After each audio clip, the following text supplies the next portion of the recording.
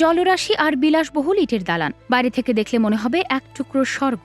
কিন্তু এই আভিজাত্যের আড়ালে যদি লুকিয়ে থাকে রাষ্ট্রীয় অর্থ আত্মসাতের তথ্য, সাধারণ মানুষের আমানতের ৬০০ কোটি টাকা আজ একটি বেসরকারি প্রতিষ্ঠানের পকেটে। কিভাবে ফাঁদে ফেলা হলো রাষ্ট্রীয় প্রতিষ্ঠান ইনভেস্টমেন্ট কর্পোরেশন অব বাংলাদেশ?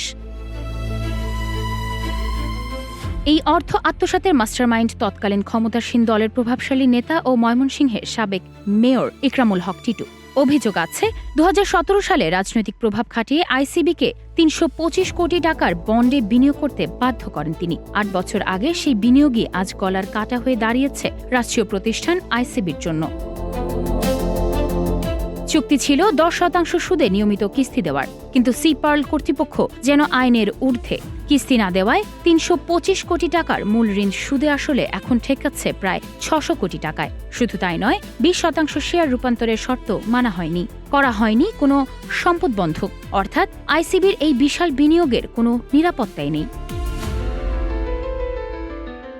বিস্ময়ের ব্যাপার হলো রিসোর্টে ব্যবসা কিন্তু রমরমা, পর্যটকদের ভিড় লেগেই আছে। তাহলে টাকা যাচ্ছে কোথায়?